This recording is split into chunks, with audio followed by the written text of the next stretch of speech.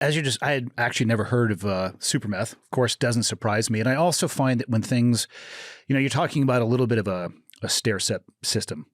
Even when the very first conversation we had talking about the illegal grows in California and the chemicals that would be put on top of it, so there's traditional weed, if you will, in the California sense. And then there is the illegal grow.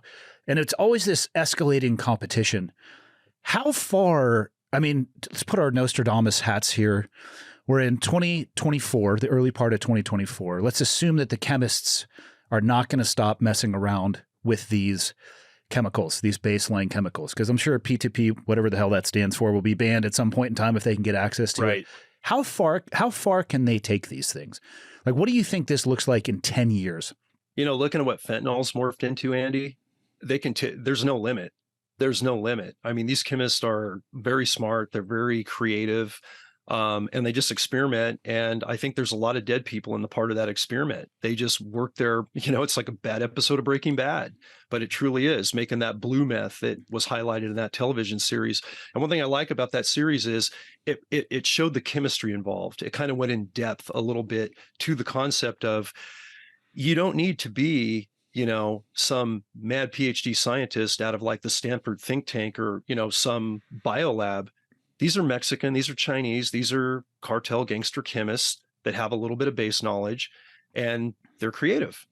So they will continue to experiment and they'll find something that will make them more money with no concern for life or humanity. And that is going to get people addicted quicker so they can sell more product.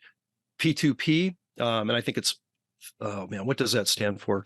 It's crazy, but it's Phenol 2-propanone is what P2P stands for. That just sounds nasty, whatever it is. I'm not a chemist. I'm a game warden, but given that you look at what they made super meth into and they made it more addictive and they're making more money from it. Fentanyl is a derivative of old opioids and heroin based organic product. Now it's a chemical concoction and it's multiple exponentially more deadly, as we know, from basic opium or heroin. And now look at the money it's making. So they don't care. So they're going to continue to escalate. And I think it's pretty boundless. And it really comes down to the demand.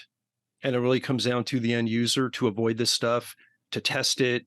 If it's not pharmaceutical grade as a legitimate FDA painkiller or using an anesthesia or something like that, it just can't be out there.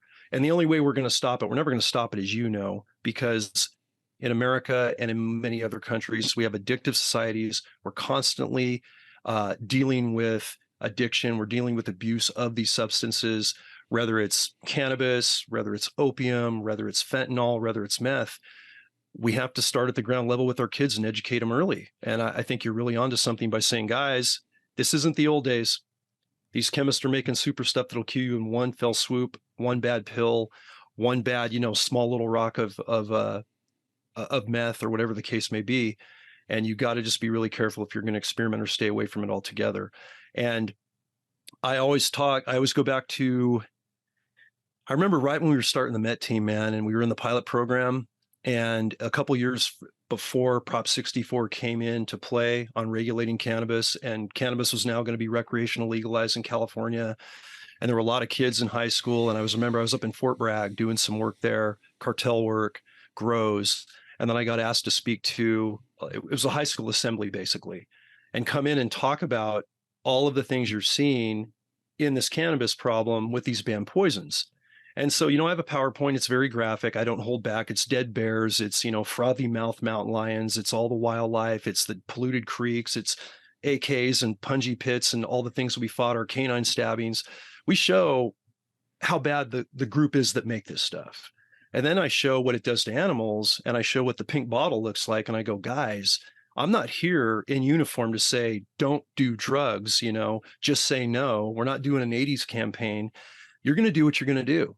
And I just tell them, whatever you do experimentation with weed or, heaven forbid anything else, know exactly what you're getting into, know what the source is, because this stuff that you're seeing these graphic pictures of that disgust you is 80-90% of the black market nationwide coming from this side of the world, from transnational criminal organizations. This is not a legitimate weed farmer that I can tell you, knowing several tier 1 regulated cannabis farmers in California.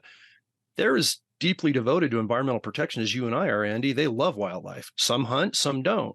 But the bottom line is they keep clean water. They make a pure product.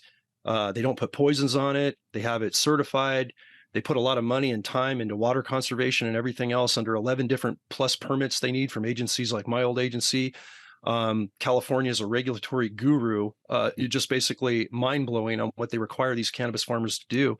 And when you got legitimate cannabis as as outraged as we are on the enforcement side of that stuff being so demanded and so lucrative that cartels, now Chinese, are getting into it and neurotoxins are on it, and our kids might get to that without even knowing it. That was my point in this assembly. And one of the gals that was the valedictorian of that high school class was very anti-cannabis and had written a paper and used a lot of that information and interviewed me for that. And she told me, she goes, you know what, Lieutenant, after I had a lot of kids that, we're up in Mendo, we're up in the Emerald Triangle. There's a lot of cannabis consumption with all my friends. I don't do it. I've just stayed away from it. But I have 10 or 11 that just said, you know what? I don't need to have the high with that risk. I don't know where this weed's coming from at parties. I don't know where this guy's getting this, and what dispensary is it even coming out of a dispensary? No, I don't know that. But seeing what that stuff is on that visual, that's mind blowing. Look what it did to a 400-pound black bear. Just a little teaspoon or a droplet of that poison that's on that joint. It's on that bud. So that was hope. That was hope of not telling him to stop, but brother, just saying, hey guys, just be careful. And what you brought up, like, hey, here's a test kit. If you're going to an even more deadly, a deadly drug like fentanyl or super meth, weed's one thing, but now we're escalating to basically what I call just basically a death pill. It's a suicide tablet, for lack of a better word, because we know the dirty lab tablets, you're committing suicide without knowing it. It's just boom, there it is. But that was hopeful. It was hopeful to see high school kids in the Emerald Triangle that is a cannabis consumptive, sanctioned, it's kind of the weed capital within the weed state capital of the world.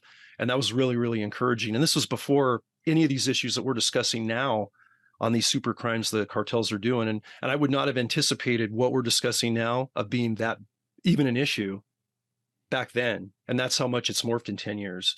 And so to your point, it will get exponentially worse. And we just have to make sure people are aware and limit, we're not going to stop it, but limit that demand as much as possible through that awareness. I think that's the best approach. And then we got to just continue to hammer these cartel groups on penalties, on going after them, effectively, aggressively, whatever we need to do. One of the questions that keeps coming up a lot is, well, all these other states, it's regulated now. Why didn't this go away? What's this hidden war? Weed's legal. Well, yeah, it is. But what is regulated done to that under, let's take California's law as an example, and know that Oregon, Colorado, Maine, Oklahoma, all the other states that go for revenue and they water down, illegal cannabis operations, they water down those crimes. The cartels go, oh, this is going to be great. We're going to go to that state. And they take California as an example. And the Chinese especially now are setting up in Oklahoma, Michigan, Maine. In fact, I'm going to be training and speaking in 4 states next month that are now dealing with this problem. And they're special ops guys from Highway Patrol, Fish and Wildlife. They're dealing with these massive contaminated weed farms, largely run by the Asian cartels now, with those, those smudge pot, burning aroma, weird chemicals. And they're going, dude, I mean, we regulated like 2 years ago. This was not supposed to be a problem. Now everybody, they're moving in, they're buying land and they're going crazy. I said, well, welcome to my world in California.